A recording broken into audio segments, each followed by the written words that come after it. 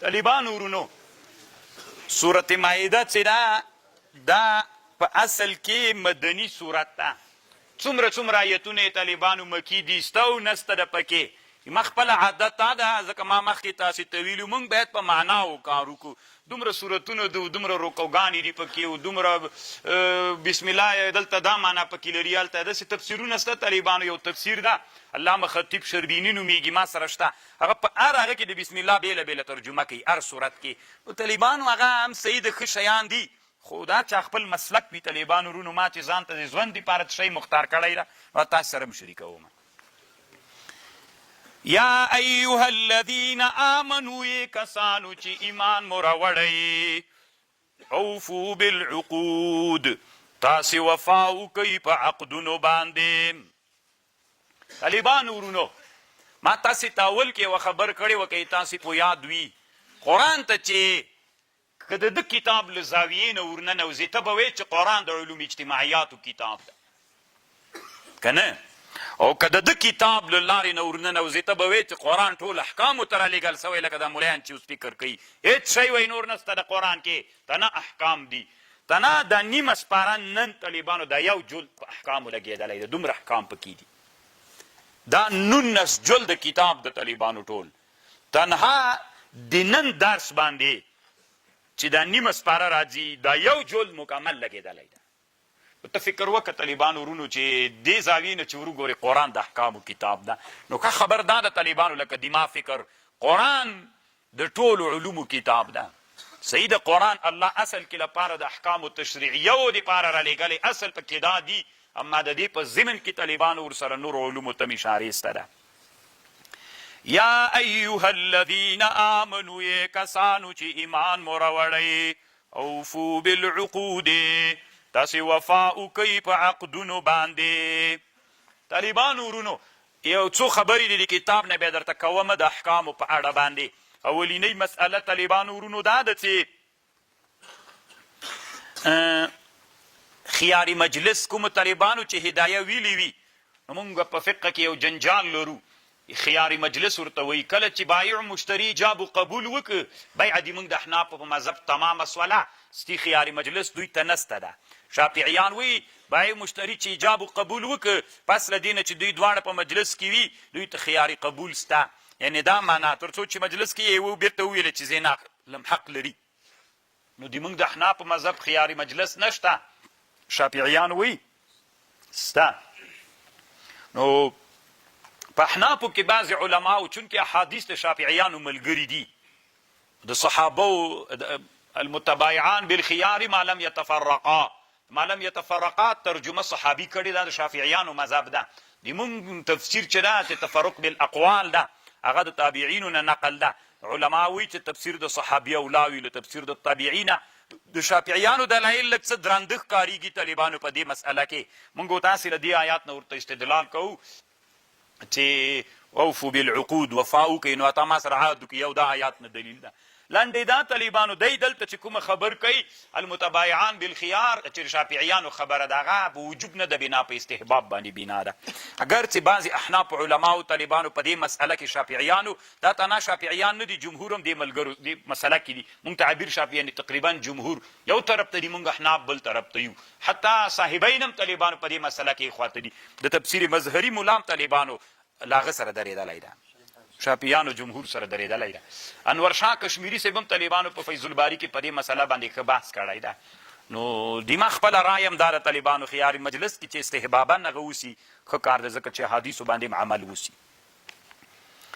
یا ایها الذین آمنوا اوفوا بالعقود وفا وکئ په عقدونو باندې.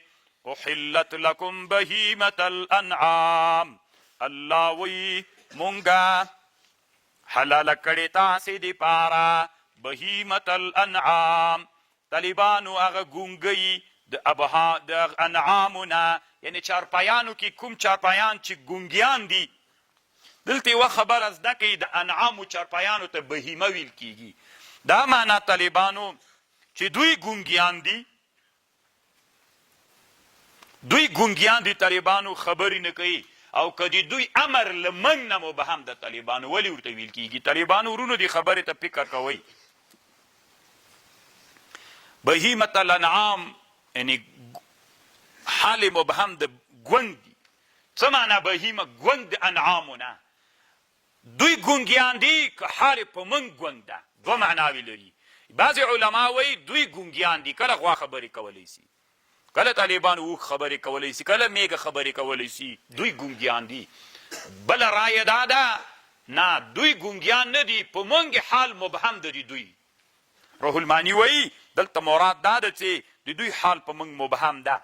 ځکه حتی وی بعض علماو لا داسې ویلي دي چې حیوانات نفوس ناطقه لري، علم لري، عقل لري، شعور لري. طالبان ورونو علامه شهاب الدین آلوسی رحمه الله له هغه نه دلته نقل کړی ده، له علامه عبدالوهاب شعراني رحمه الله نه، چې حیوانات نفوس ناطقه لري او د حیوانات چې دي دا عقل هم لري. طالبان ورونو علم لري، عقل لري. نو په دې باندې بحث کړی. نو دوی ګونګیان نه دي، حال په موږ مبهم ده، دوی حال په موږ باندې مبهم ده. احلت لکم بهیمة الانعام، الله وی ما حلال کړي په تاسې باندې هغه حیوانات چې مبهم د حال په موږ باندې، الا ما یتلا علیکم، مگر هغه چې تلاوت کیږي په تاسې باندې حرمت، غیر محل الصید، غیر لغنا او په داسې حال کې غیر محل الصید وانتم حرم، او چې تاسې کله په احرام کې یی او تاسې ښکار حلالوئ دام تاسې ته حرامه ده. یعنې که په احرام کې وي ښکار دې حلال که دام تاسې ته حرامه. ګوره تاسې ته خو مې حلال کړي دي الا ما یتلا علیکم، مگر چې په تاسې حرمت تلاوت کیږي. یو لږ شیانونه چې په تاسې حرمت تلاوت کیږي چې صید څوک حلال کی؟ محرم سړی. ان الله یحکم ما یرید، الله چې دا یحکم فیصله کوي ما په هغه شي باندې یریدو چې اراده لري. طالبانو ورونو دلته یوه خبرې نه تعبیر هغه کړی ده، څه ورته وایي کاپیرانو مجوسیان وی دا مالونه حلالول مجوس وی دا ناروا ده، ځکه دا ایلام رسیږي حیوان ته. حیوان چې ته حلالوي دا ایلام و درد ورته رسیږي، نو ظلم ده. نو غوښه د حیواناتو مجوسیان وی ناروا ده. او بیا طالبانو یوه ډله ده بکریه نومیږي.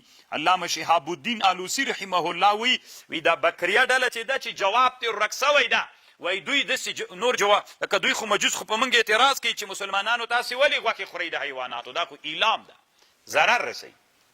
نو وی بکریه ډله هغوی نه لاره ورکه سوي وی هغوی چې وړکی ماشوم چې حلال کې او چې غواګانې حلالوي بیخي خوږېږي نه، هغوی شعور نه لري. خو دا خو مطلق غلط خبر ده. طالبان شعور لري که نه لري؟ ادراک لري، علم لري. نو روح المانی کوم جواب چې کړی ده، د روح المانی جواب داسې د صحیح ده، دا ایلام ده. خو الله یو افضل مخلوق پیدا کړی چې انسان ده، د هغې د معیشت او د بقا دپاره باید هغه غذا ته ضرورت لري. نو که هغه سي هغه ایلام هم رسیږي، خو دلته الله ته افضل و بهتر مخلوق د هغې دوام و بقا ورباندې راځي، نو ځکه پروا نه کړي. خو روح المانی هم طالبانو جواب ده، ښه جواب ده، خو دومره ډېر خوند نه کوي طالبانو لکه کوم جواب چې طنطاوي کړی طالبانو.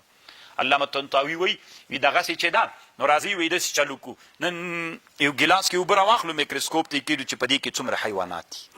او ډاکټران وایي چې کله تاسې اوبه څکئ یو ورې جوش کیه بیا یې څکیه، نو چې جوش یې کوي نو هغه حیوانات ټول پکې مړه سول. دلته د یوې غوا غم کوي چې درد ورته رسېږي، اعلام ورته رسېږي، په یو پیاله اوبو کې څومره هغه دي حیوانات، په میلیونونه حیوانات، یو غم ایلام و تعذیب ده که نه چې اوبه ورته جوش کوي. خبر پوه دا اوس کومې اوبه چې فلټر کېږي طالبانو دا ټول همدغه ترتیب ورباندې کوي که نو تېښته نسي ترنه کولی، بس دا عقل ته ټول شیان نسي وسپارلی. الله عز وجل امر کړی ده، نو موږ تاسې به یې خورو حلالوو به